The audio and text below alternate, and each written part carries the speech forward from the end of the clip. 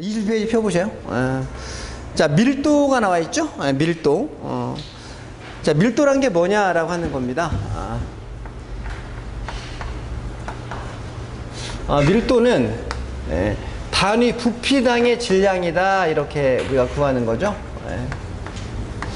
자, 우리가 어떤 지금 물리량이 있으면 우리가 그냥 이것을 계산도 할 수 있어야 되고, 또 어떤 물리량을 이해를 하셔야 되는데, 우리가 책에 보면 밀도는 단위 부피당의 질량이다, 이렇게 맨 위에 써 있죠. 그죠?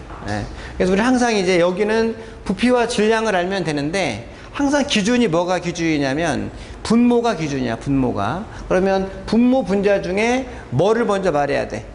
어른부터 먼저 말을 해야 되니까 분모가 어른이죠. 그래서 부피하고 질량인데 항상 뭐부터 말해? 분모부터. 그래서 밀도의 정의는 단위 부피당의 질량입니다, 이렇게. 그럼 이제 우리가 어떻게 보면 이 식을 알면 얘를 설명할 수 있고, 반대로 말하면 설명할 수 있으면 식을 쓸 수가 있다라고 말하는 거예요. 그죠? 그 다음에 이제 계산하려고 하면 뭐 하면 돼? 분모를 부피에 집어넣고 분자를 질량에 집어넣고 계산기 누르면 밀도가 나옵니다, 라고 보시면 되는 거죠. 밀도만 많이 들어보셨을 거예요. 자, 그 다음 1번에 보니까 고체 액체의 밀도야. 그죠? 똑같습니다. 자, 밀도인데 고체나 액체의 밀도를 구하라고 하면 역시 기본식은 이거 하면 되죠. 그죠? 액체의 부피, 액체의 질량, 그 다음에 고체의 부피, 고체의 질량만 넣으면 된다. 그런데 액체나 고체의 밀도는 너무 쉬워. 요식 하나만 알면 돼. 왜냐하면 우리가 요 두 개 중에 절대 변하지 않는 게 하나가 있어요. 질량은 절대 변하지 않아. 한 번 질량은 영원한 질량이야. 질량은 변하지 않는데 액체하고 고체는 부피도 변하지 않아. 그러니까 두 개 중에 하나가 변하면 뭐가 밀도가 변하겠는데요. 액체나 고체는 다시 질량은 그 어떤 경우도 변하지 않고, 부피는 액체나 고체는 변하지 않습니다. 아직 말하지 않은 기체는 변하는 것이니까 좀 따로 보고 있는 거예요. 그래서 내가 가장 흔한 게 우리가 물인데, 일단 물의 밀도 얼마예요? 그러면 물의 부피에다가 물의 질량을 넣어주면 밀도가 나온다고 보시면 돼. 자, 그러면 대표적으로 우리가 그냥 예를 들어서 어떤 액체가 있는데 뭐라 할까?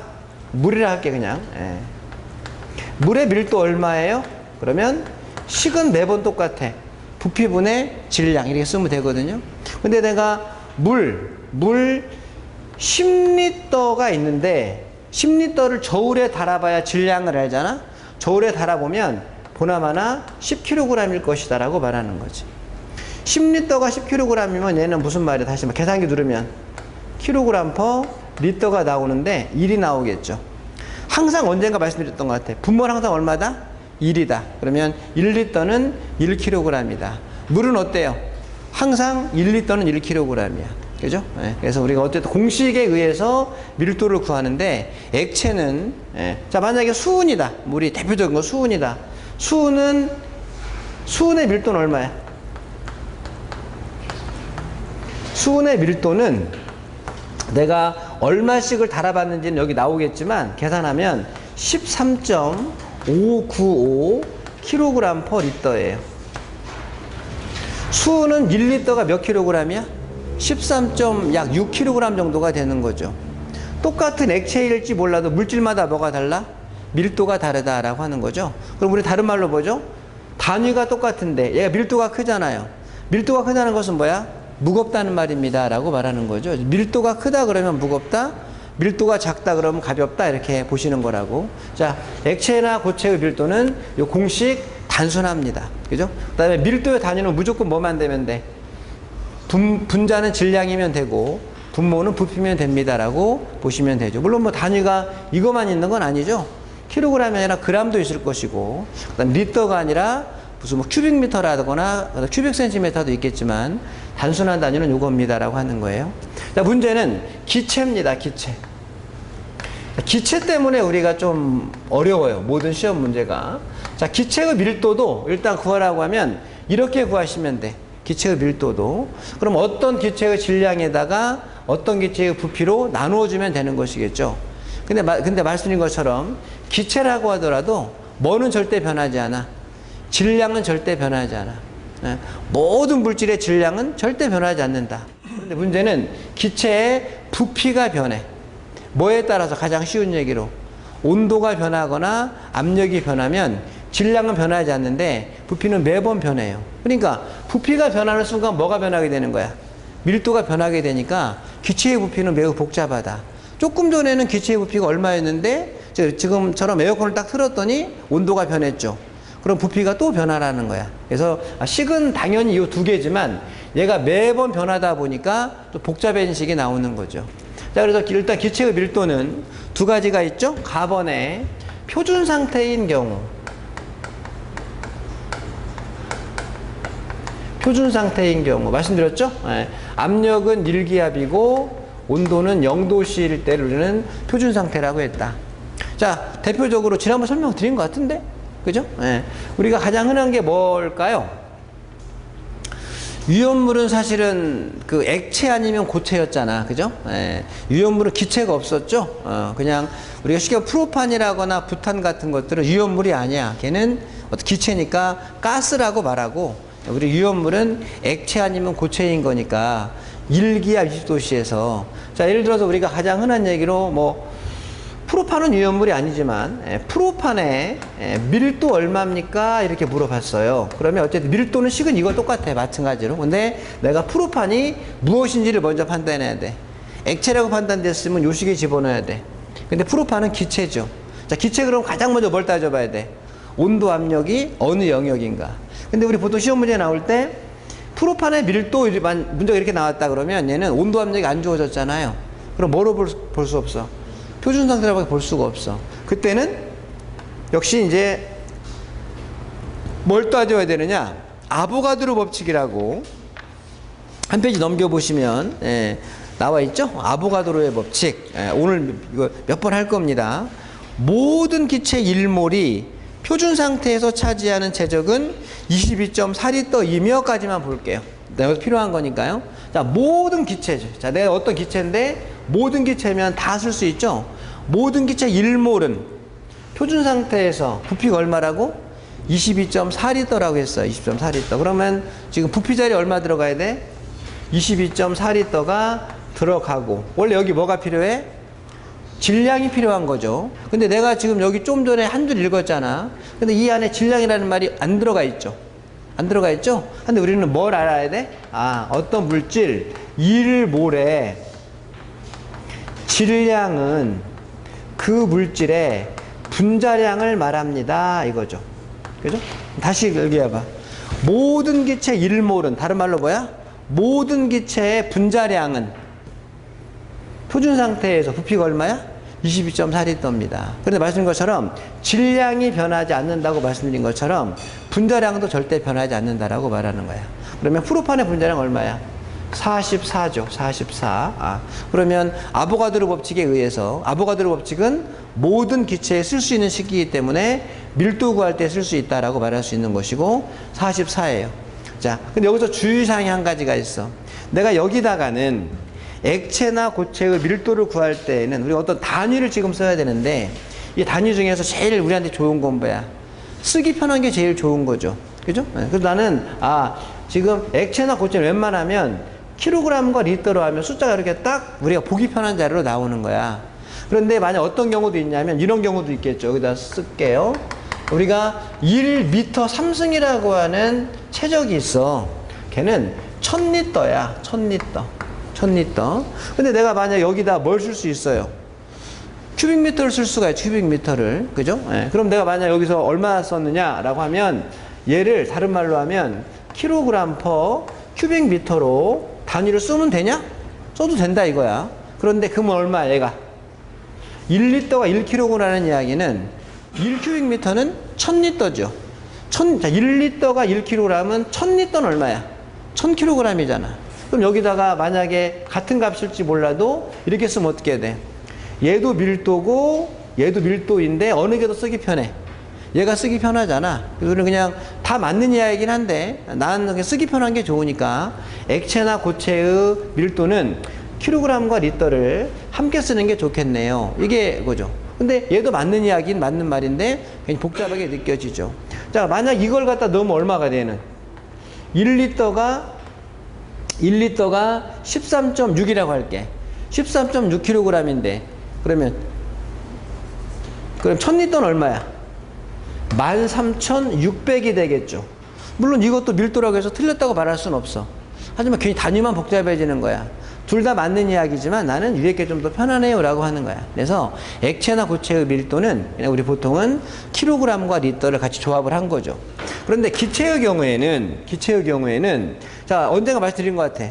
분자량이라고 하는 것은 원래 단위가 있어요, 없어요? 없다 그랬죠. 네. 분자량은 원래 딱 숫자만 있는 거야. 어? 근데 내가 여기 있는 분자량을 지금 뭐로 보고 싶은 거지? 질량으로 보고 싶은 거잖아. 그러면 44라고 말하고 내가 그냥 질량 그러면 돼? 아니지. 질량이라고 말하려면 질량의 단위를 써줘야 질량이 되는 거야. 맞죠? 예. 이걸 내가 만약에 부피라고 말하려면 부피의 단위를 써줘야 되는 거야. 그럼 우리가 질량의 단위는 우리 가장 흔히 하는 게 그램, 킬로그램 뭐 이 정도잖아요. 근데 기체, 오늘 지금 좀 이따 기체 되게 많이 할 텐데 기체에 대한 어떤 공식이잖아, 이것도. 공식에 꼭 집어 넣으려면 꼭 뭐랑 맞춰줘야 되느냐? 기체는 그램을 썼으면 꼭 리터로 맞춰줘야 돼. 응? 그래서 리터를 쓸 거냐 아니면 그램을 쓸 거냐는 맞춰줘야 돼. 그럼 내가 여기다 뭐 썼지 지금? 리터 썼지. 그러면 어디에다 분자량에다 뭐 써줘야 돼? 그램을 꼭 써줘야 돼. 여기다 킬로그램 쓰면 절대 안 돼. 그래서 기체는 자 반면에 내가 지금 그램보다 1100은 뭐를 넣을 수도 있어? 킬로그램을 넣을 수도 있죠. 그죠? 그러면 부피는 뭘 써줘야 돼? 지금 리터보다 1100이면 킬로리터잖아. 이 말도 맞아. 근데 우리 킬로리터를 잘 안 하고 이걸 쓰죠. 리터보다 1100은 게 뭐야? 미터 3승이죠. 그래서 여기다가 큐빅미터를 써준다. 물론 킬로리터 써도 되는데 잘 안 써 우리는. 큐빅미터. 그래서 기체의 법칙 오늘 계속 몇 개 할 텐데 기체에서 꼭 맞춰줄 거는 뭐냐? 요렇게 묶여지거나 이렇게 묶여진다. 20.4리터라고 했으니까 44뒤에 뭘 쓰면 돼? 그램을 쓰면 돼요. 똑같은 이야기겠죠? 내가 만약 여기다가 나는 킬로그램을 쓸 거예요 라고 하면 부피에다가는 삼승을 써도 똑같은 말이 되는 거야. 그럼 약 얼마가 나와? 약 한 2 정도 나와. 2g per 리터일 수도 있고 2kg per 큐빅미터일 수 있는데 다 맞는 말이죠. 맞죠? 1리터가 2g이라는 이야기는 얼마? 1000리터는 2000g이라는 이야기니까 1000리터는 2kg입니다. 얘도 맞고 얘도 맞아. 근데 내가 기체의 법칙에 대해서는 꼭 맞춰줘야 돼. 미리 말하면. 그 다음에 내가 그램이나 리터를 썼으면 이렇게 맞춰주는 하나만 더 하면 몰을 써야 되는데 우리 몰은 우리 그냥 보통 몰 이렇게 쓰면 되거든요.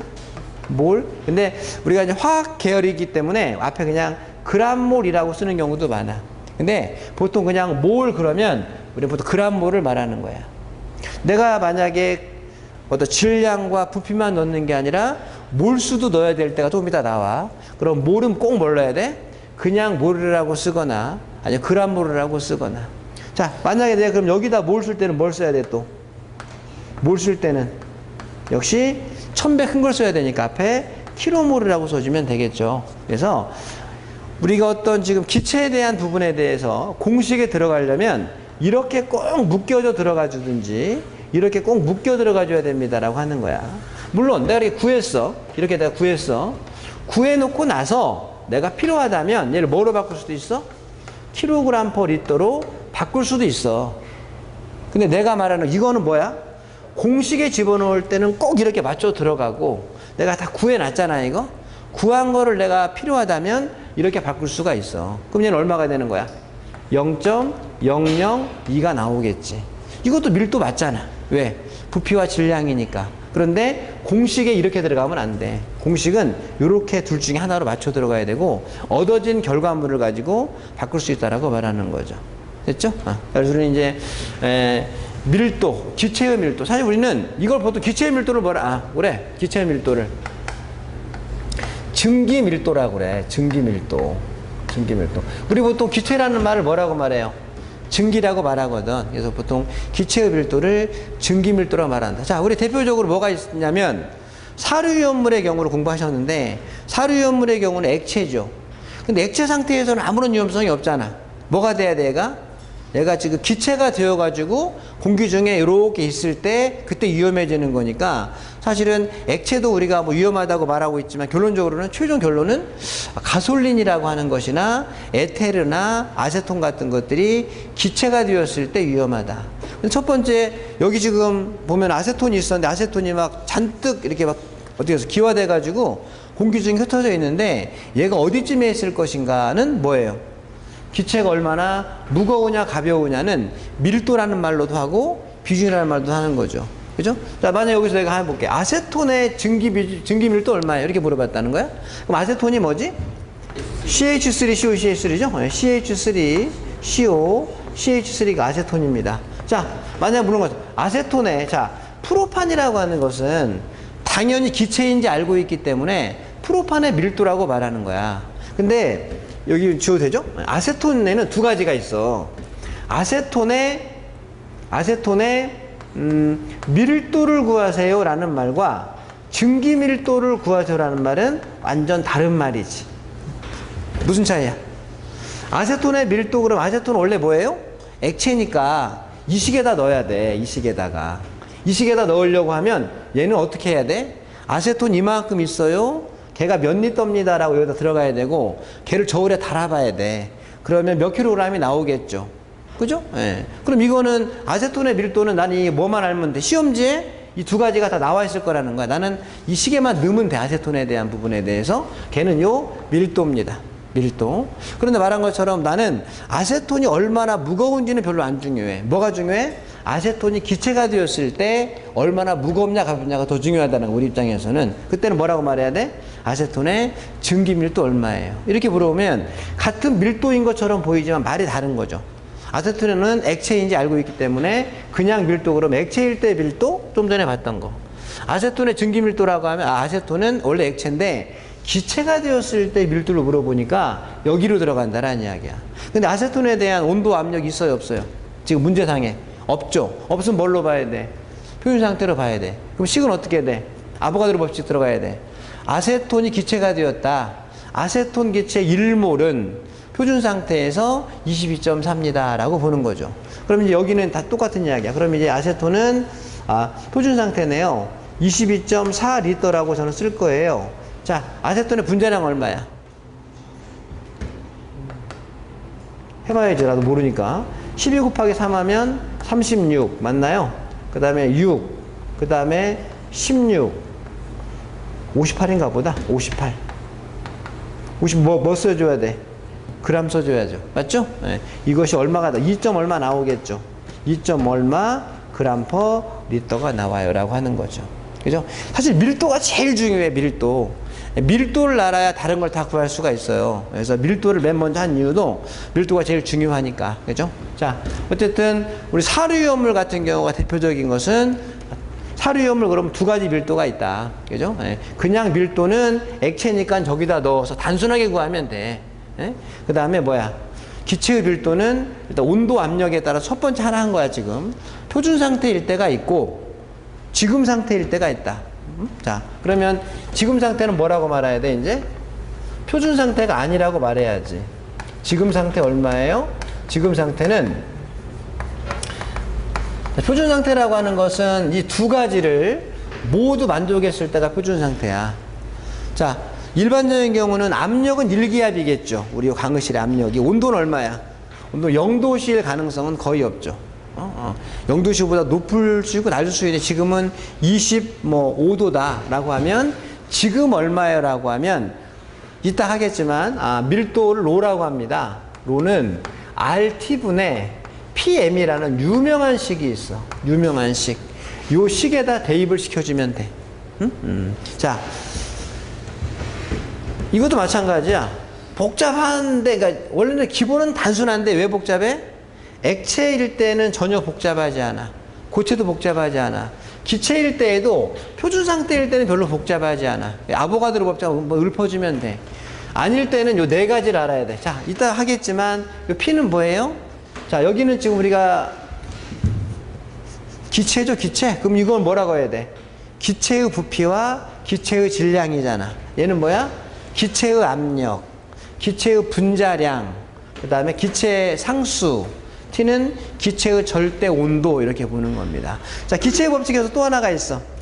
모든 온도는 무슨 온도 집어넣어야 돼? 켈빈 온도 들어가야 돼. 켈빈 온도. 온도를. 우리는 보통 섭씨 온도 말하잖아요. 자, 그러면 RT분의 PM인데 우리는 이 네 가지를 모두 알아야 밀도를 구할 수 있는 겁니다. 그런데 시험 문제를 보다 보면 네 가지가 고스란히 다 시험지에 다 써 있을 수도 있고 아니면 두 가지만 써 있을 수도 있어. 두 가지는 꼭 여기 있는 압력하고 온도는 시험지에 꼭 써 있어. 왜? 압력이 1기압이 아닐 수 있고요. 온도가 0도씨가 아닐 수 있기 때문에 물론 둘 중에 하나가 지금 표준 상태가 아닐 수 있는 거잖아. 그러면 온도 압력이 얼마인지는 꼭 시험지에 있는데 나머지 두 개는 시험지에 없을 수도 있고 있을 수도 있어. 우리 입장에서는 있어야지 정상이잖아. 그죠? 근데 없어도 없을 수도 있어. 이유는 없어도 이 두 개의 값은 절대 변하지 않는 값이기 때문에 시험장에 알고 들어가야 된다고 생각을 하는 거야. 자, 분자량이라고 하는 건 여러분들 말한 것처럼 여기 프로판의 분자량이나 아세톤화 분자량이나 아세트알데히드의 분자량이나 우리가 분자식을 알면 지금처럼 분자량을 계산할 수 있잖아. 그죠? 아마 시험 출제자가 유연물 기능장을 공부하는 사람은 이 정도는 알고 있어야 되겠다라고 한다면 분자량은 안 주어지는 경우가 많아. 대신 물질은 뭔가 주어지겠지. 아세톤이라고 하면 58인지 알고 시험장에 가야 되는 거죠. 그죠? 네. R값도 어때? 절대 변하지 않아. 그래서 절대 변하지 않는 것은 분자량이 변하지 않고 R값이 변하지 않기 때문에 주어지지 않을 수 있다. 그 다음에 온도 압력은 시험 출제자의 의도가 있는 거죠. 나는 몇 도씨로 할 거죠? 몇 기압으로 할 겁니다. 라고 하면 들어가면 되겠죠. 여기서 마찬가지야. 그램 퍼 리터로 얻어지거나 아니면 킬로그램 퍼 큐빅미터로 얻어지게 될 거예요. 왜? 얘도 어떤 기체니까 아까 여기다 썼다 지웠던 것처럼 그램과 리터와 몰, 킬로그램과 큐빅미터와 킬로몰이 꼭 패키지로 묶여져야 되기 때문에 둘 중에 하나로 구할 수 있다. 둘 중에 하나로 구하면 값은 똑같은 숫자가 나와. 그죠? 예. 아까 여기서 똑같은 숫자 나왔잖아. 그죠? 예. 아까 뭘로 봤을 때. 킬로그램 퍼 큐빅미터로 봐도 같은 1000배이기 때문에 같은 값이 나온다라고 말하는 거죠. 자, 밀도 했습니다. 그죠? 예, 밀도가 제일 중요하니까요. 그래서 밀도를 정리했고요. 자, 다음 페이지를 넘겨보면 아보가드로 법칙이 나오는데 아까 한번 잠깐 봤죠? 모든 기체 1몰이 표준 상태에서 차지하는 최적은 22.4리터이고 그 속에는 얼마 6.023이라고 되어 있는 거를 6.022라고 바꿔주셔야 돼. 6.022 곱하기 10의 23승계의 분자를 포함합니다. 라고 말하는 거예요. 자, 모든 기체니까 말한 것처럼, 자, 똑같이 프로판이라 할게요. 자, 프로판. 말로 쓰면, 프로판 1몰은 얼마야? 44g이죠. 44g은 0도씨 1기압에서 얼마를 가져요? 22.4리터를 가져요. 그럼 22.4리터가 이만큼 된다고 할게. 최적이. 이 안에 프로판의 분자가 있겠지. 프로판 분자가 몇 개 있다라는 거야? 어마어마한 숫자죠. 요 안에 분자 수는 6.022 곱하기 10의 23승계만큼의 분자가 있는 거야. 그죠? 만약에 우리가 아까 말했던 것처럼 아세톤이야, 아세톤.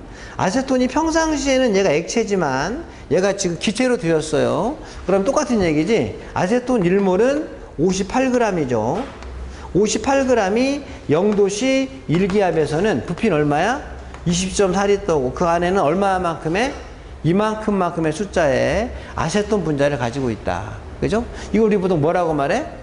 아보가드로 수라고 하죠. 아보가드로 수. 아보가드로 수. 자, 그런데 이제 시험 문제 나온 게 뭐냐, 필기시험에서. 그런데 만약에 프로판 22g이면 이 안에는 분자수가 몇 개예요? 라고 말하는 거야. 분자수 몇 개예요? 그럼 너무 쉽잖아. 22g이면 지금 질량이, 양이 반으로 줄었기 때문에 부피도 반으로 줄어야 되겠죠. 그죠? 예. 그 다음에 어떤 분자수도 얼마야? 반으로 줄어야 되잖아. 반이면 얼마야? 이것도 반, 이것도 반은 아니죠?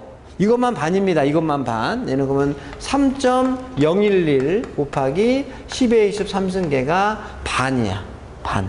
얼른 생각하면 얘도 반이어야 될 것 같아.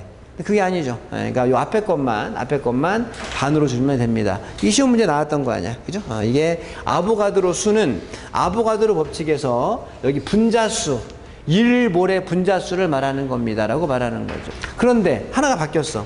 근데 프로판 1몰이 44g이 온도와 압력이 변했어. 지금 이건 0도씨 1기압이니까 2.4 있던 거잖아요. 근데 만약에 그냥 이 압력이, 자, 우리가 말한 것처럼 기체는 막 뭐가 변해? 최적이 변한다고 했었지? 자, 온도가 상승되면 모든 물질은 팽창하죠. 팽창. 압력은 온도와 반대야. 압력이 상승하면 반대로 수축을 하게 되는 거야. 근데 두 가지가 동시에 바뀌면 좀 머리 아프니까 온도가 높아졌어. 그래서 지금 얼마가 됐어? 26도씨가 돼서 지금 우리 강의실처럼 그때는 표준 상태가 아니기 때문에 이를 뭐는 바뀌어? 질량은 변하지 않지만 뭐가 바뀌어? 부피가 바뀐다고 했지. 얼마인지는 나도 몰라. 계산해 봐야 되는데 22.4리터보다 부피가 더 많아졌겠죠. 맞죠? 네. 그래서 만약 이것이 뭐 한 6리터라고 26 같은 26 그렇지. 그냥 한 8리터라고 할게. 이건 제가 그냥 해봐서 그런 거 실제는 계산하면 계산 다 가능하죠. 네. 그냥 우리는 온도가 높아지면 최적이 커집니다. 그죠? 네. 대신에 요 28리터라고 하는 안에는 뭐는 똑같아? 분자수는 똑같겠지. 맞죠? 네. 그래서 1몰에는 분자수는 똑같아요. 그러니까 같은 질량에는 같은 분자수를 가져요. 근데 뭐예요? 부피는 변합니다. 라고 말하는 것이겠죠. 그죠? 네. 아보가드로의 법칙을 보면 되는데, 거기 숫자를 뭐라고 한다? 아보가드로 수라고 한다. 1몰이 가지고 있는 분자수를 말해요. 2몰이면 아보가드로 수의 2배만큼, 그 다음에 0.5몰이면 아보가드로 수의 반만큼의 분자수를 가질 겁니다. 라고 말하는 거죠. 자, 문제가 나왔으니까 풀어본 거고요. 자, 그 다음에 비중입니다. 비중.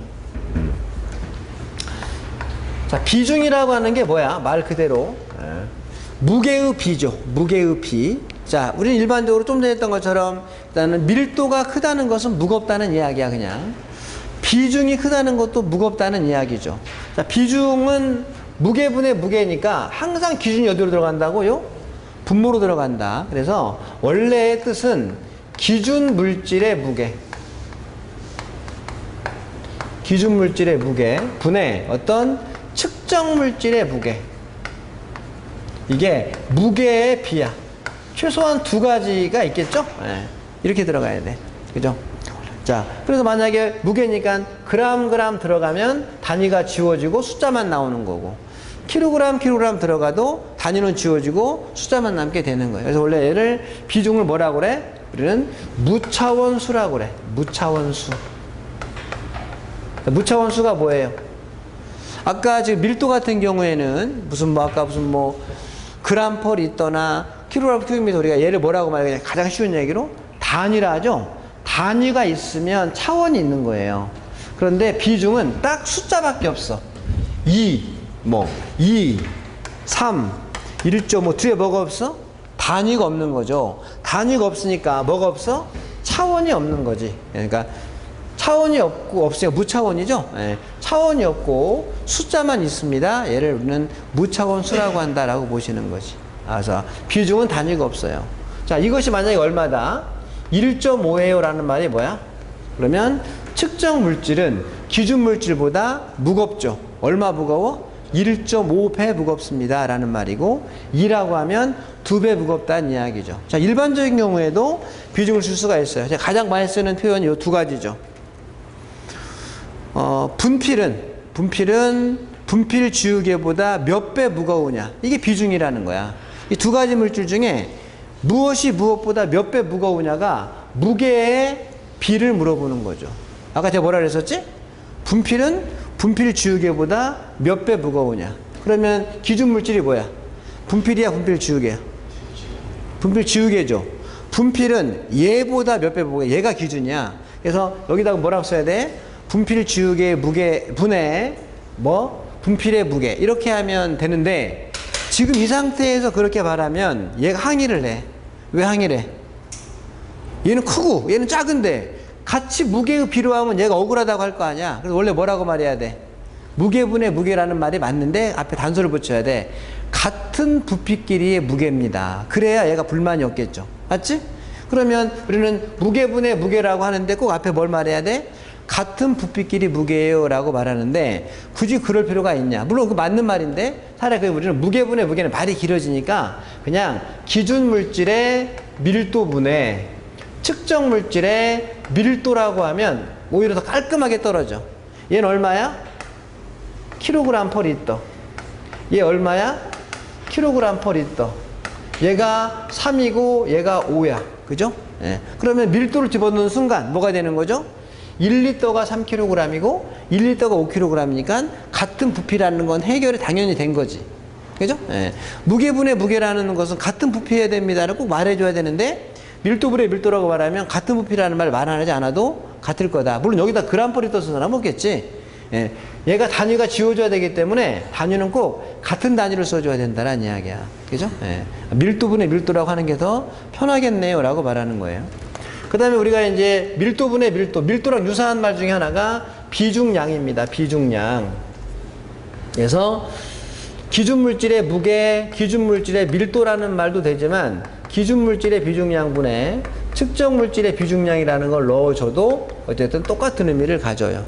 그러면 우리는 시험 문제를 푸는 거는 문제 출제자가 시험지에 주어진 걸 가지고 문제를 푸는 거잖아. 그럼 어떤 경우는 그냥 무게분의 무게 주어지면 그냥 단위 어떻게 넣어도 돼. 밀도 주어지 밀도 넣어도 돼.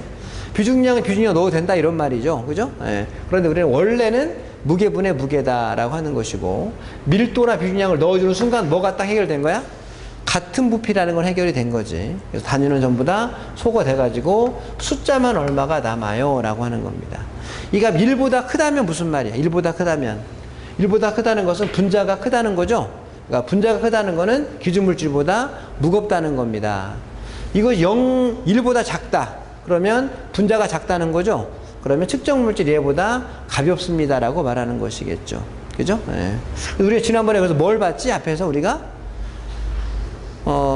사료연물 같은 경우에 증기비중. 자, 증기비중이라는 뭐야? 아까 증기밀도가 뭐였지? 기체의 밀도. 증기비중은 뭐야 그러면? 기체의 비중이죠. 그럼 사료연물 할 때 많이 봤던 게 우리는 생각해보면 분자량만 알면 비중은 그냥 계산기로 누를 수 있었습니다라고 했던 건데 아마 했던 것 같긴 해요. 자, 어쨌든 비중은 이렇습니다. 그런데 또 역시 마찬가지야. 이 비중을 구할 때 액체냐 기체냐 고체냐라도 달라져요. 순서를 좀 바꿔가요. 우리 교재에는 기체가 먼저 나와 있는데 그냥 액체나 고체부터 먼저 볼게요. 액체나 고체의 비중입니다. 자, 이것도 마찬가지. 우리 문제 잘 들어보고 문제를 풀어야 돼. 자, 얘 아까 제가 분필하고 분필 줄기를 봤는데 저는 얘가 지금 뭐야? 고체죠? 네. 고체라고 하더라도 기본식은 이거야. 기본식은 이거야. 그러면 아까 제가 말했을 때는 뭐란 것처럼 분필 지우개의 무게나 밀도나 비중량 분해. 그 다음에 분필의 무게나 밀도나 비중량을 넣기만 하면 돼. 일단 계산 문제는. 그죠? 네. 그런데 아까는 제가 그렇게 말했지만 보통은 그렇게 안 물어봐. 보통은 그냥 뭐라고 물어보냐. 아세톤 학회했었죠? 아세톤의 비중이 얼마야? 이렇게 물어본다고. 그럼 아세톤의 비중은 뭐야? 아세톤이 뭐지? 액체잖아. 액체면 여기다 집어넣어야 돼, 지금 우리가. 아직은 안 했지만, 이 요식도 똑같아. 근데, 액체나 고체의 비중. 그래서, 프로판의 비중 얼마예요? 그럼 우리는 뭐야? 측정하려는 물질은 프로판이 맞아요. 근데, 기준 물질이 뭐예요? 아까는 내가 이 두 가지 놓고, 이 두 개를 비교하라고 했으니까 각각 들어갔지만, 지금은 그냥, 어때요? 아세톤의 비중 그러면, 측정하려는 물질은 아세톤이 맞는데, 기준이 뭐냐?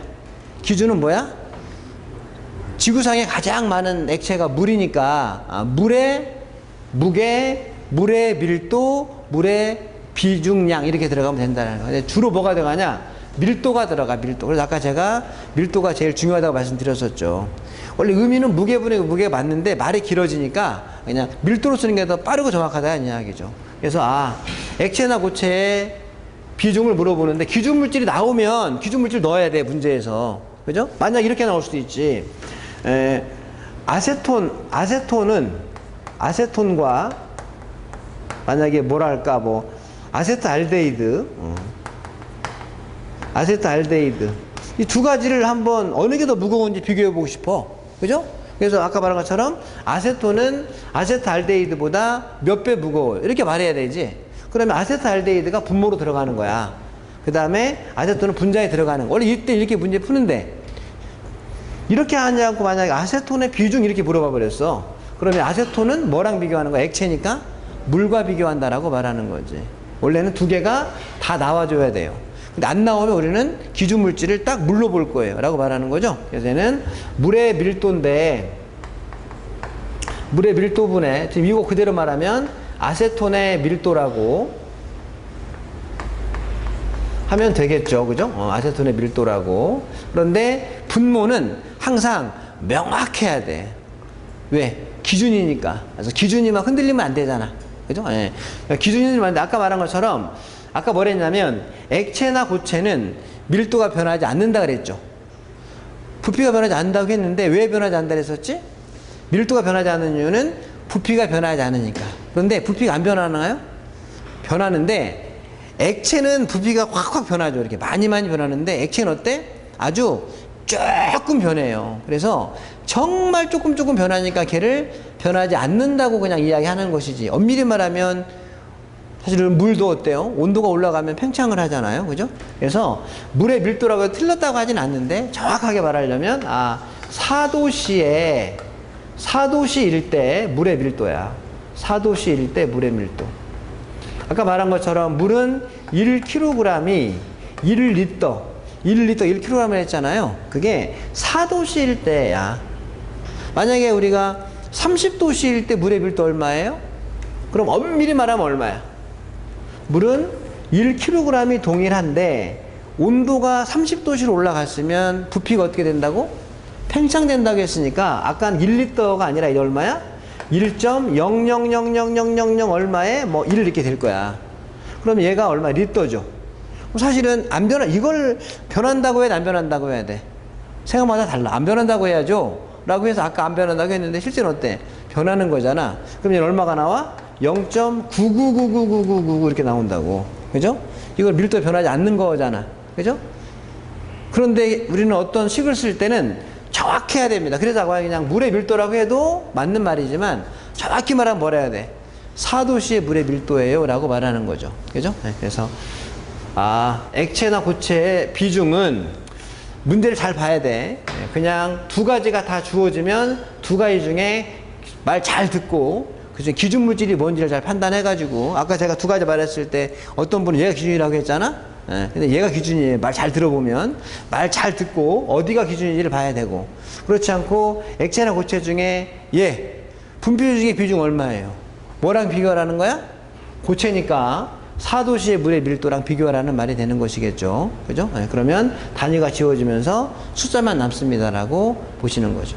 자, 이제 문제는 뭐냐? 문제는 역시 기체의 비중입니다. 왜 문제야? 왜 문제냐면 우리가 밀도를 쓰니까 아까 기체는 밀도가 변한다고 했잖아. 그죠? 하지만 식은 단순해. 식은 기체의 비중은 뭐냐? 똑같은 이야기입니다. 두 개 기체를 시험지에서 주어지고 나서 어느 기체가 어느 기체보다 몇 배 무겁냐라고 했으면 분모 분자에 기준이 분모로 들어가면 돼. 그리고 밀도 들어가면 돼. 근데 우리는 보통 그렇게 안 주어지고 뭐야? 말한 것처럼 아까 말했죠. 똑같은 얘기 또 해볼게요. 아세톤이 있는데 아세톤의 비중이 얼마예요? 아세톤의 증기 비중이 얼마예요? 이게 서로 다른 말이죠. 맞죠? 아까 이야기했잖아. 아세톤의 비중, 그럼 아세톤 자체적으로 보면 액체이기 때문에 아까 여기다 아세톤을 집어넣어야 된다는 이야기야. 근데 아세톤의 증기 비중 얼마예요? 그럼 뭐지? 증기가 뭐라고? 기체잖아. 아세톤이 원래는 액체인데 지금 이거는 기체일 때의 비중을 물어보는 거구나 라고 판단해야 된다는 거야.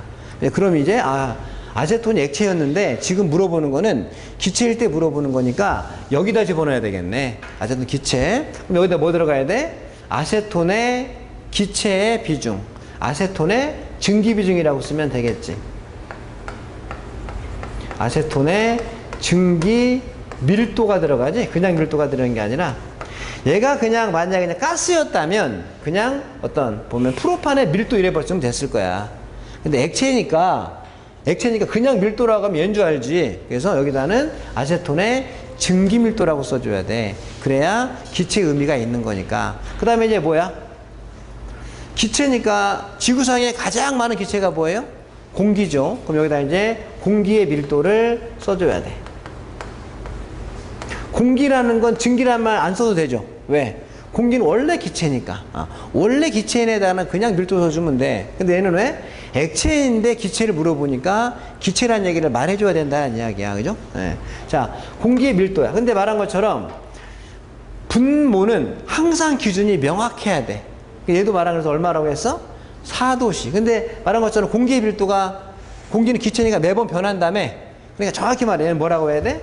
표준 상태에 일대 공기의 밀도라고 써줘야 돼. 예? 물은 물인데 4도씨의 물이고 어떤 공기는 공기인데 표준 상태의 공기의 밀도입니다. 자, 그럼 식이 바로 나와. 좀 전에 했기 때문에. 자, 그럼 우리는 이제 만약에 표준 상태의 공기의 밀도를 알아야 내가 기체 비중을 구하잖아. 그럼 표준 상태의 공기의 밀도 어떻게 구해요? 표준 상태니까 아보가드로 법칙 읽어주면 되잖아. 모든 기체, 공기 포함이죠? 공기 1몰은 표준 상태에서 22.4리터입니다. 그러면 공기가 표준 상태라고 했으니까 부피는 얼마야? 22.4리터고 공기 분자량 얼마예요? 혼합물이라 사실 일정하진 않지만 보통 뭐 28.84에서 29 사이 정도 되고 특별히 뭐 주어지지 않으면 29로 보잖아. 29. 그래서 29g 이렇게. 이게 표준 상태의 공기의 밀도예요. 자, 그런데 이제 아세톤이 나와서 아세톤. 아세톤은 이 앞에 표준 상태라는 말이 있어 없어? 없죠. 없으니까 둘 중에 하나야. 아세톤의 증기 밀도를 구하는데 딱 둘 중에 하나. 표준 상태일 때 증기의 밀도냐? 아닐 때 증기의 밀도냐? 그 문제를 봐야 돼. 그죠? 네. 자, 그러면 아세톤이 표준 상태예요. 자, 마찬가지야. 아세톤의 증기 비중 얼마예요? 이렇게 물어봤다라는 거야. 아세톤의 비중 그럼 여기다 지어야 되니까 아세톤의 증기 비중 얼마예요? 라고 했으면 아세톤에 대한 건 있는데 온도 압력이 있어 없어? 없죠. 그럼 아세톤도 내 마음대로 온도 압력을 정하는 게 아니잖아. 그러면 아세톤의 증기 비중 얼마예요? 라고 하고 문제 끝났으면 아세톤도 표준 상태로 봐야 돼. 그러면 22.4리터분의 58g을 하면 되죠. 얘가 지금 기체니까 아까 말한 것처럼 분명히 g과 리터 또는 킬로그램 큐빅미터를 맞춰줘야 됩니다 라고 하는 거죠. 근데 그게 아니라 아세톤이 자 1기압 35도씨에서 아세톤의 증기 비중을 구하세요. 얼마라고? 1기압 35도씨. 그러면 나는 분명히 이 식에 대입을 해야 돼. 그래야 아세톤의 증기 비중을 구할 수가 있는데 이 식을 대했더니 무조건 공기의 밀도는 표준 상태라는 말이 써 있으니까 표준 상태로 구하는 거야. 그런데 아세톤의 증기 밀도나 표준 상태 말이 없으니까 문제지를 보고 구해야 돼.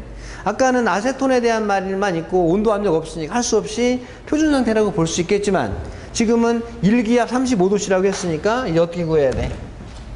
식이 달라지죠? 어딨어? 이거네. 표준 상태가 아닐 때 어떤 기체의 밀도 이렇게 구하잖아. 그때는 RT분의 PM이라는 식을 넣어가지고 얼마가 구해지겠죠. 맞나요? 네. 그럼 이제 압력은 1기압, 온도는 35도시니까 여기에 들어간 온도는 어떻게 구해? 켈빈 온도는 섭씨 온도에다가 273.15를 더해주면 되는 거죠. 그러니까 지금 35도시니까 35 플러스 263.15면 얼마 나오겠지. 여기 들어가면 돼. 압력 1기압 집어넣고. 자, 분자량은 얼마야? 절대 변하지 않지. 58. R값은 얼마야? 네, 그건 좀 이따 볼 겁니다. 종류가 많아가지고. R값 때문에 조금 오늘 머리가 좀 아프긴 해요. 그래서 이 R값을, 어째 이 두 가지는 변하지 않습니다라고 하는 거. 이거는 시험지에 있습니다라고 말하는 거죠. 이것도 이제 그램 퍼 리터로 구해지겠죠. 그러면 문제에 따라서 이렇게 구할 수도 있고요. 때에 따라서는 이렇게 구할 수도 있는 거죠. 맞죠? 어제 우리는 밀도를 아까 이야기했잖아. 기체 밀도는 식 두 개 중에 하나밖에 없어요.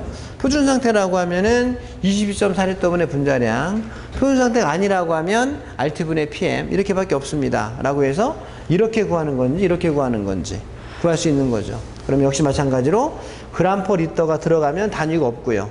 얘가 들어가도 단위가 없는 거니까 뭐만 있어? 숫자만 있습니다. 라고 하는 거고, 이 값 1보다 크면 지금 이 상태로 공기보다 무거운 거고요. 1보다 작으면 공기보다 가벼운 겁니다. 라고 말하는데 사료위험물은 대부분보다 1보다 크다라고 이야기해서 했었죠. 그죠? 네. 자, 어쨌든 간에 지금 밀도가 크면, 네. 어쨌든 지금 밀도가 크면 뭐가 큰 거야? 비중이 큰 겁니다. 라고 말해서 무거운 겁니다. 라고 말하면 된다. 뭐 이런 이야기죠.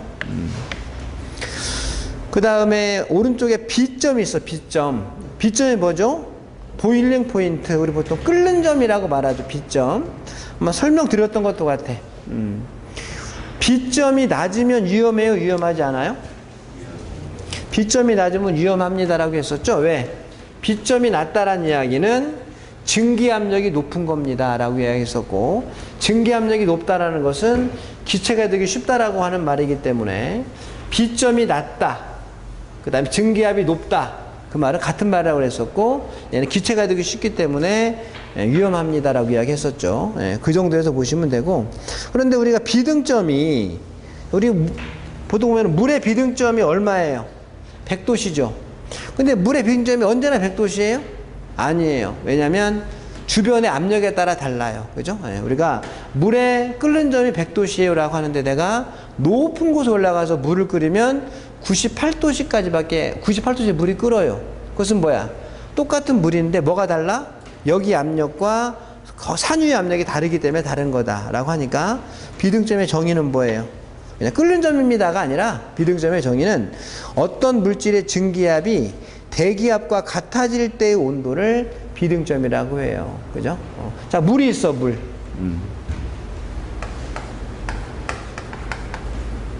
자, 말씀드린 것처럼 모든 물질은 온도가 상승하면 기체가 되기 쉬워지는 거죠. 그러니까 모든 물질은 온도가 상승하면 증기압이 커지는 겁니다. 그죠? 네. 자, 온도가 20도씨일 때, 온도가 30도씨일 때, 온도가 80도씨일 때, 온도가 95도씨일 때, 온도가 100도씨일 때, 일일이 암기할 수는 없지만 이건 온도죠. 증기압은 온도가 올라가면 증기압도 함께 올라갑니다 라고 말하는 거야. 그죠? 네. 그런데 우리가 뭐가 있냐면 이 옆에 대기압이 있어요. 대기압이. 나는 평소에 물에 대한 부분에서 20도씨일 때 증기압이 얼마인지는 몰라. 그것도 암기할 수 없어. 이거는 어떤 모든 물질마다 고유의 압력들이 다 있거든. 그걸 내가 암기할 수는 없잖아. 하나 확실하게 알 수 있는 게 있어. 물의 온도가 100도씨면 증기압이 얼마야? 1기압이라는 건 확실히 알아. 왜? 우리 보통 일반적으로 대기압이 얼마야? 1기압인 거죠. 우리 보통 언제 물이 끓어? 100도씨에 끓는다는 이야기는 그게 의미가 뭐냐면 증기압의 압력과 대기압의 압력이 같아질 때의 온도가 뭐야? 비등점이니까. 뭐 이런 이야기죠. 그죠? 그런데 내가 산 저 높이 올라갔어. 그랬더니 거기 압력이 얼마야? 거기 대기압이. 거기가 0.97기압이라고 할게요. 그러면은 거기서 내가 물을 끓일 때는 1기압까지 올라가지 않아도 돼. 증기압이 얼마면 돼? 0.97기압이 되는 순간 이때는 물이 끓어요.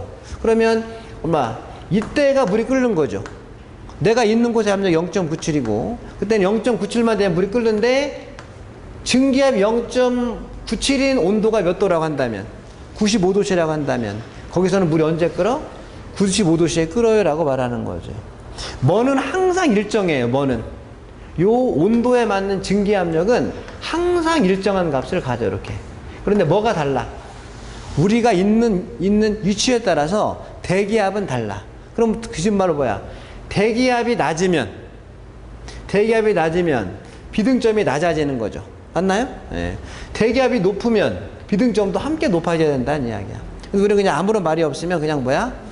표준 대기압, 1기압일 때를 말하니까. 그죠? 네. 우리는 그냥 100도씨라 말하는데, 비등점을 생각해 보니까 꼭 100도씨가 아니네요. 물의 경우라고 하더라도 뭐에 따라 달라? 주변 압력이라고 말하지. 예. 주변 압력이 뭐야? 주변 대기 압력이니까 주변 압력에 따라서 내가 같아져야 되는 온도가 다릅니다라고 말하는 것이니까요. 그 뜻이 우리 교재에 써 있습니다. 그죠? 예. 그러니까 물질마다 다 다르다라고 하는 것이고, 알코올은 뭐야? 알코올은 아니 이것이 우리가 가장 많이 알고 있는 에틸알코올이다라고 한다면, 에틸알코올은 내가 암기할 수는 없어. 확실한 건 뭐냐면 에틸알코올은 78도씨에서 끓어요. 78도씨가 비등점이야. 그럼 78도씨일 때가 증기압이 얼마라는 거야? 1기압이다라고 이건 알고 있는 거야. 그죠? 예. 그 다음에 대기압이 1기압인데 내가 78도씨가 됐더니 증기압이 얼마? 1기압이 됐다. 그럼 얘가 같아지잖아. 이때 온도가 뭐야? 78도씨구나라고 말하는 거지. 어느 게 더 증기압이 커요? 물하고 알코올하고. 알코올은 78도씨가 1기압이고, 만약 100도씨라고 하면 얼마인지는 모르겠지만 뭐 1점 몇 기압 되겠죠. 에틸알코올이 물보다 증기압이 더 큽니다 라고 말하는 거니까, 증기압이 크면 어때요? 온도가 낮은 온도에서 끓어요 라고 말하고, 그 얘기가 위험하다라는 말로 해석이 됩니다 라고 말하는 거죠. 우리 교재에 보니까 참고사항에, 그죠? 예. 주변 압력을 증가시키면 비등점은 높아집니다. 주변 압력을 감소시키면 비등점은 낮아집니다 라고 써 있는 거죠. 자, 그 다음 융점이야. 융점이 뭐지? 녹는 점. 예. 그때 언제가 말했던 것 같아. 그죠? 고체가 액체가 되면, 액체가 기체가 되면, 어떻지? 고체보다는 액체가 위험하고 액체보다는 기체가 더 위험하죠. 그럼 우리는 여기서 고체가 액체로 되는 온도를 뭐라고 말해? 녹는 거죠? 예. 녹는 온도. 융점이라고 그래. 융점. 고체가 액체로 돼 그냥 아무 때나 녹나? 아니지. 어떤 녹는 온도가 돼야 녹아요. 그죠? 예. 얼음은 언제 녹아? 얼음 0도에서 녹는 거죠? 그것처럼 이것도 물질마다 고유한 값을 가져. 고유한 값을. 그러면 고체 액체로 되는 건 녹는 온도를 우리가 융점이라고 한다. 아니면 멜팅 포인트라고 한다. 그래서 우리 교재에 보면 멜팅 포인트라고 해서 이렇게 MP라고 쓰죠. 자, 그 다음에 액체가 기체로 되는 거, 소량씩 기체로 되는 걸 증발이라고 말하는데, 그걸 말하는 게 아니라 액체 기체로 대량으로 되는 걸 뭐라고 그래? 비등한다 라고 하는 거죠. 끓는다. 그래서 여기서 액체가 기체로 되는 걸 뭐라고 그래? 비등점이라고 하죠. 비점이라고 하잖아. 좀 전에 말한 것처럼 보일링 포인트예요. 이렇게 쓰잖아. 그죠? 자, 액체가 쉽게 되려고 하면 융점이 낮을수록 위험하죠. 그다음 기체가 쉽게 되려고 하면 비점이 낮을수록 위험하죠. 우리는 어느 때 위험하냐가 매우 중요해. 지난번에 뭘 했냐면 탄소수가 적을수록 위험하다. 이런 얘기 많이 했었잖아. 그죠? 우리는, 융점이 두 개가 있어. 융계가 두 점이. A 물질의 융점은 얼마고, B 물질의 융점은 얼마야. 다른 거 하나도 몰라. 뭐만 알아? 내가 좀 두 개의 융점만 알아. 어느 게 더 위험해요? 이게 이거죠, 시장은. 어느 게 위험해요? 융점이 낮을수록 쉽게 녹는 거니까 융점이 낮을수록 위험하네요 라고 말하는 거. 그러니까 고체일 때는 얘가 중요하죠. 그죠? 예. 고체일 때 얘를 물어보는 게 아니야. 고체일 때는 일단 먼저 녹는 게 먼저니까 고체 물질은 융점이 중요하고, 액체 물질은 뭐가 중요해? 비점이 중요해. 그죠? 예. 액체에다가 이거 물어보는 게 아니야. 고체는 얘가 되려면 융점이 돼야 되니까. 그죠? 예. 정리하면 되겠죠? 이렇게 거기 나와 있는 거니까 써 있고, 예, 됐고. 그 다음에 넘겨가지고 잠열 있습니다. 잠열. 우리가 이제 일반적으로 그 위험물 공부할 인류 위험물 같은 경우에는 우리가 이제 물을 뿌리죠. 우리가 물을 뿌린다. 뭐 화재 발생하면 뭐 우리가 그냥 흔한 이야기로 위험물을 공부하다 보니까 뭐 사료 위험물은 물을 사용할 수 없다고 말하는데, 사실은 물을 사용할 수 있으면 물을 쓰는 게 가장 안전하고 가장 쉬운 방법이잖아. 그죠? 근데 우리가 물을 쓰는 이유가 뭐예요? 왜 물을 써요? 물을 쓰면 가연물의 온도가 떨어지니까, 말한 것처럼 온도가 상승하면 반응이 빨라지는데 온도가 강화되면 반응이 느려지는 거잖아요. 우리는 반응을 느리게 할 필요가 있어. 그래서 우리가 물을 쓸 수 있으면 물을 쓰는 거죠. 근데 물을 쓰면은 에너지 개념으로 에너지를 빼앗아 온다라는 거죠. 이게 우리가 자멸과 현혈 두 가지가 있다라고 말하는 거죠. 자멸과 현혈. 자, 자멸이 뭐예요? 거기 써 있는데, 자멸이란 온도 변화 없이 상태 변화에 필요한 열량이다. 자멸. 자, 우리가 그냥 가장 쉬운 얘기로 물을 가지고 보면, 물은 세 가지 형태가 있죠. 얼음 형태가 있고, 말 그대로 우리가 물린 형태가 있고, 그 다음에 수증기인 형태가 있죠. 그죠? 예. 기체, 액체, 고체, 요 세 가지가 있어요. 그러면 얼음이 물이 되는 과정이 있고, 물이 수증기가 되는 과정이 있어요. 자, 얼음은 언제 녹아요?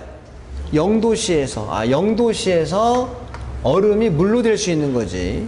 무슨 1도나 영하 1도에 되는 건 아니죠. 그 다음에 물은 특별하지 않으면 그냥 대기압이라고 한다면 100도씨에서 끓으니까 100도씨에서 수증기가 되는 것이지, 뭐 50도 수증기가 되는 일은 없어요. 그죠? 이런 경우에 딱 자멸이 딱 두 개 필요한 거야. 얘를 우리 보통 뭐라고 말해? 녹는다고 말하고, 녹는 우리가 보통 융해한다고 말하죠. 그래서 0도씨의 얼음이 0도씨의 물이 될 때, 온도는 똑같은 온도지만 그냥 녹나? 에너지를 얼마를 가해야 녹는 거죠. 그죠? 이때 얼마가 필요해? 융해 자멸. 온도의 변화는 없어. 자멸이라는 뜻이 뭐야? 온도의 변화는 없어. 융해가 뭐야? 녹는다. 온도 변화 없이 녹기만 할 때 필요한 열량은 80 kcal per kg이에요. 그러니까 말로 하면 뭐야? 0도씨의 얼음 1kg이 0도씨의 물이 되기 위해서는 얼마가 필요해? 80kcal가 필요합니다. 1kg당 10kg이면 800kcal 필요하겠지. 그죠? 자, 마찬가지 이번에는 물이 수증기로 되는 거, 액체가 기체로 되는 거 우리 보통 비등이라고 이야기했었는데, 다른 말로는 기화라고 하죠. 기화. 그죠? 자, 기화할 때 필요한 열. 근데 자멸이니까 뭐야? 온도는 변화 없이 뭐야? 기화할 때 필요한 열량 얼마냐? 다른 말로 하면 뭐지? 100도씨야. kcal per kg을 한다면 100도씨의 물 1kg이 100도씨의 수증기로 되려면 얼마가 필요해? 539가 필요하다. 자, 우리는 자멸은 두 개밖에 없어요. 자멸은 왜? 상태가 하나, 둘, 세 개인데 바뀌는 건 이렇게 바뀌는 거 하나하고, 이렇게 두 개밖에 없는데, 그러니까 고체가 액체로 되는 걸 융해라고 하죠. 물론 이것도 물질마다 다 달라. 그런데 우리는 모든 물질, 자, 여기 있는 분필주기에도 사실은 흔하진 않겠지만 얘가 지금은 고체입니다. 얼음이라고 하면 고체죠. 온도를 계속 가면 뭐가 되는 거야? 녹을 거야. 더 가면 뭐가 되는 거야? 기체가 될 수 있어, 얘가. 그럼 얘도 뭐가 있습니까? 분필주기에도 분명히 융해자멸과 기화자멸이 있겠지만 있어. 근데 우리는 뭐를 몰라? 이거 숫자가 얼마인지는 몰라. 근데 우리는 뭐만 알면 돼? 물에 대한 개념만 암기하면 된다라고 말하는 것이겠죠. 우리가 뭐냐? 자멸이라고 한다. 자멸은 융해자멸과 기화자멸 두 가지가 있습니다. 우리 입장에서는 물을 화재면에 뿌리는 이유는 뭐야? 에너지를 많이 빼앗아 오는 게 좋겠죠? 그럼 우리는 융해자멸과 기화자멸이 크면 클수록 어때요? 에너지를 많이 빼앗아 올 수 있는 거지. 불이 쉽게 꺼지는 겁니다. 근데 우리는 보통은 사실 융해자멸보다는 기화자멸을 더 많이 생각을 하죠. 왜? 내가 융해자멸을 통하려면 얼음을 갖다 뿌려야 돼. 얼음을 뿌려야 얼음이 어떻게 녹으면서 에너지를 빼앗아 올 텐데, 우리 보통 얼음을 뿌리진 않잖아. 물을 뿌리죠? 그럼 보통 우리는 물을 뿌릴 때는 융해자멸을 필요로 하지 않죠. 내가 물을 뿌리면 내가 화재면에 물을 확 끼얹으면 뭐가 돼? 수증기가 확 올라오죠. 뭐가 된 거야? 기화가 됐어. 수증기가. 기화되면 에너지 얼마를 빼앗아 오는 거죠. 그죠? 물론 두 가지를 암기하시긴 하셔야 되겠지만, 현실적으로는 나는 물을 방사할 거니까 사실은 융해자멸은 별로 관련이 없고 기화자멸이 관련이 있습니다라고 보시면 되고 암기하셔야 되겠죠. 근데 요즘의 분위기는 킬로칼로리, 우리가 요즘에 이제 지금 국제 표준 단위에 대한 개념을 많이 보다 보니까, 우리 보통 그러면 에너지나 열량은 우리도 뭐 지금도 킬로칼로리를 많이 보잖아요. 그런데 국제표준 단위는 에너지나 열량의 단위는 줄이지, 줄. 킬로줄이나 줄이에요. 우리는 요즘에는, 그래서 우리는 암기를 이렇게 하셨을 거야, 옛날에 다. 옛날에. 예. 아예 안 하신 분은 지금 암기하셔야 되고, 그럼 우리는 이제 뭘 해야 되냐면, 그러면,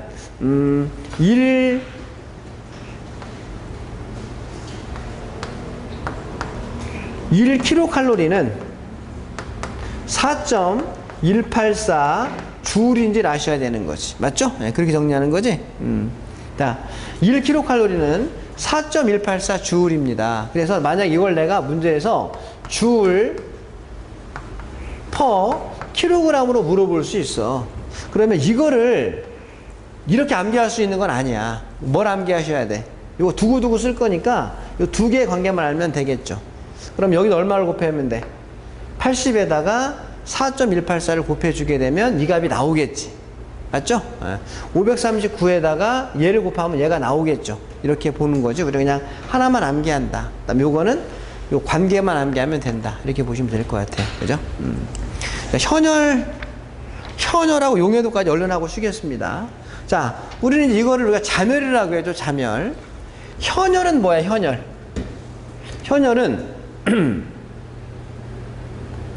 마이너스 10도씨의 얼음이 있었는데요. 에너지를 막 가했어요. 에너지를 가했더니 마이너스 5도씨의 얼음이 됐어요. 그 다음에 20도씨의 물이 있었는데 이걸 내가 에너지를 가했더니 80도씨의 물이 됐어요. 자, 얘랑 뭐가 달라? 얘는 가만히 보니까 뭐는 변했죠? 얘는 상태는 변했는데 온도 변화가 없었죠. 그때 필요한 열을 자멸이라고 하고, 얘는 융해자멸과 기화자멸 두 가지밖에 없다. 근데 얘는 반대로 뭐야, 이제? 얘는 상태는 변하지 않았어. 온도가 변했죠? 그죠? 자, 내가 가장 대표적인 이거죠. 20도씨의 물을 내가 끓이려고 그래. 막 온도를 올려가지고 80도씨의 물이 됐으면 얘는 상태의 변화는 없는데 온도의 변화가 있었던 거죠. 이때 내가 가한 에너지가 얼마냐? 반대로 말해 얘가 필요한 에너지가 얼마냐? 그래요. 내가 여기다 화재 발생해서 내가 물을 뿌렸어. 20도씨의 물을. 그랬더니 어떤 게 되는 거야? 어떤 애는 100도씨가 돼가지고 거기다가 539까지 받아가지고 수증기가 되는 애가 있는가 하면, 어떤 아이는 80도씨가 돼가지고 밑으로 그냥 쭉 그냥 깔려있는 물도 있죠. 실제적으로는 두 가지 에너지가 어디서 뺏어온 거야? 화재 변에서 에너지를 빼앗아 온 거죠. 그죠? 그때 얼마인지를 계산해야 될 때가 있을 것이다. 우리가 위험을 공부하면서 물을 끓일 때 얼마 필요하냐고 말하는 게 아니라 화재면에 물을 뿌렸는데 이만큼의 온도가 이만큼이 되었습니다. 화재면으로부터 얼마만큼의 에너지를 빼앗아 왔나요? 라고 말할 수 있을 때 이렇게 정리할 수 있는 거죠. 자, 계산 문제 풀어볼게요. 이건 아까 암산으로 했었는데, 자, 그럼 여기서는 내가 1kg일 때 539잖아. 10kg은 얼마야? 5392죠. 암산 가능한 거잖아. 근데 이걸 굳이 식으로 만들면 어떻게 해줘요? 식으로 만들면 Q는 자, 우리 교재나 이런 것들은 사실 순서는 없어. 뭐부터 쓰는 게 좋냐? 기화자멸 보면 얘부터 쓰는 게 원래 맞겠죠. 얘부터. 그죠? 네. 539 킬로칼로리 퍼 킬로그램이에요. 이렇게 쓰고 1kg일 때 539인데 몇 킬로그램이에요? 암산 안 되는 거 되게 많이 나오겠죠? 뭐 얼마라고 할까? 뭐 45kg 뿌렸습니다. 45kg. 나중에 곱해주는 거야. 그러면 분모, 분자, 소거 되니까 얼마가 나오겠죠. 그래, 일단 뭐만 암기하면 돼? 킬로그램당 얼마인지만 알면 1kg이 아니라면 곱해만 주면 됩니다. 이게 이제 최종적인 식이죠. 자, 얘는 얼마야? 그럼 얘는 앞에서 안 했는데 제가 비열 안 했네. 비열. 자, 비열이라고 하는 게 있죠. 비열이 뭐야? 비열. 단위를 먼저 보면, 자, 물의 비열은 물의 비열이 있고 얼음의 비열이 있어요. 우리 보통 뭐 화재 발생하면 갖다 물을 뿌리잖아. 물의 비열이 얼마냐면 1kcal 퍼 킬로그램 도씨예요. 얼음의 비열은 0.5 킬로칼로리 퍼 킬로그램 도씨예요. 자, 이 뜻 뭐야? 그러면 얘는 얘는 뭐였지? 1kg, 항상 분모는 뭐니까 1이니까 나름대로 막 말을 한번 만들어 보셔야 돼. 1kg을 539kcal 이렇게 이야기하는데 말을 만들어 보니까 1kg 100도씨의 물 1kg을 100도씨 수증기로 만들 때가 기화자멸이니까 그렇게 설명하면 됩니다. 얘는 뭐야? 1이죠, 1. 예. 분모도 1이잖아요. 1kg의 물을 1도씨만큼 높이는데 필요한 열량이 얼마냐? 1kcal입니다. 얘는 공교롭게 1kcal가 된 거죠. 얘는 얼마야, 그러면?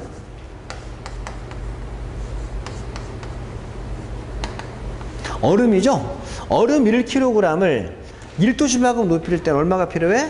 0.5kcal가 필요합니다. 라고 말하는 거예요. 하나 더 할게요. 수증기의 비열이야, 수증기의 비열. 수증기의 비열은 0.44죠. 이 3개는 암기하셔야 돼. 그래서 요거 3개하고 저기 있는 거 2개하고 전부 다 뭐랑 관련되어 있어?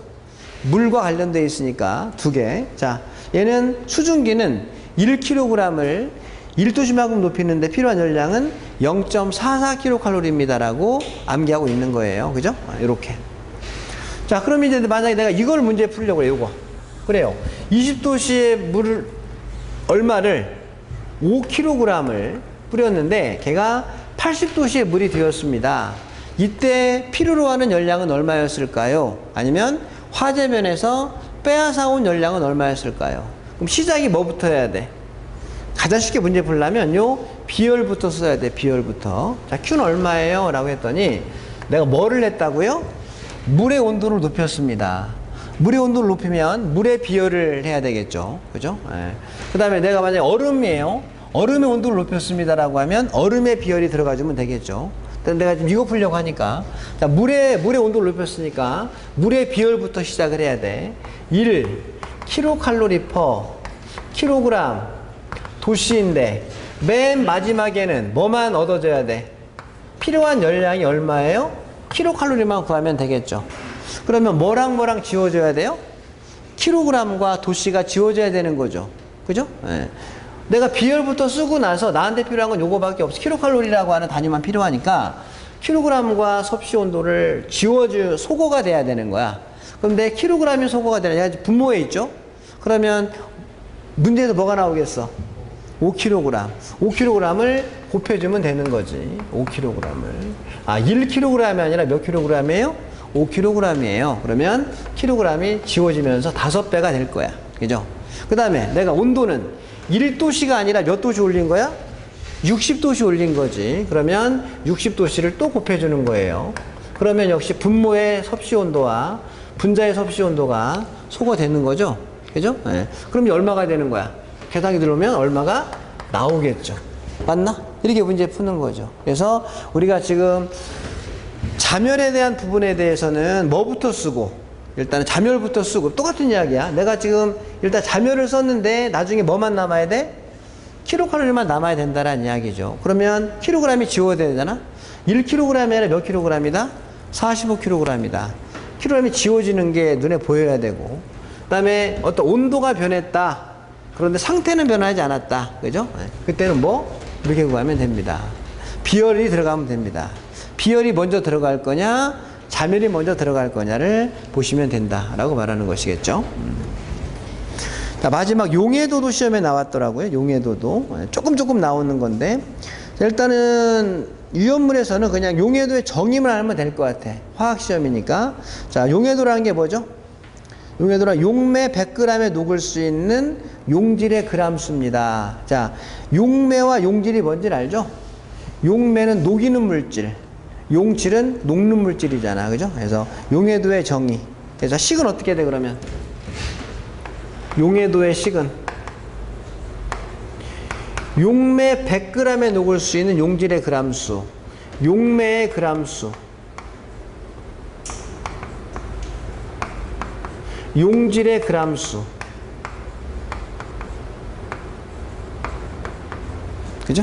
자, 아까 말한 것처럼 내가 식을 알면 설명할 수 있어야 돼. 용매가 항상 어른이잖아. 분모니까. 용매의 그람수분의 용질의 그람수입니다. 그런데 말한 것처럼 이대로 끝내버리잖아? 이대로 끝내버리면 그냥 단위가 없죠. 그죠? 예. 그냥 어떤 숫자만 있습니다. 근데 끝내버리면 항상 어떤 의미가 있었지? 분모가 1인 개념을 가지고 있었잖아. 1인 개념을. 근데 우리 여기다 좀 곱하기 100을 해줬죠. 여러분들 지금 곱하기 100을 해준 게 보통 일반적으로는 여기다가 곱하기 100을 해주는 건 어느 때 100을 해주냐면 퍼센트를 구할 때 100을 해주잖아.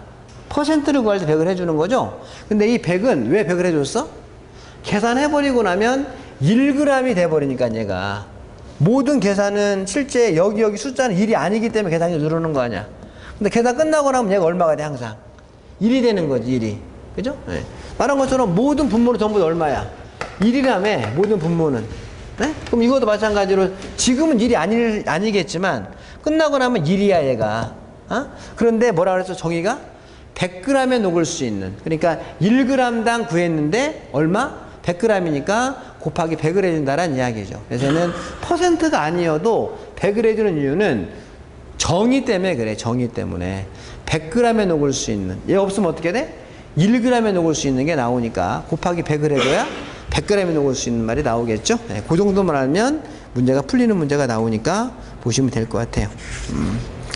잠깐 쉬었다가 넘겨서 이상시 상태방정식 보도록 할게요.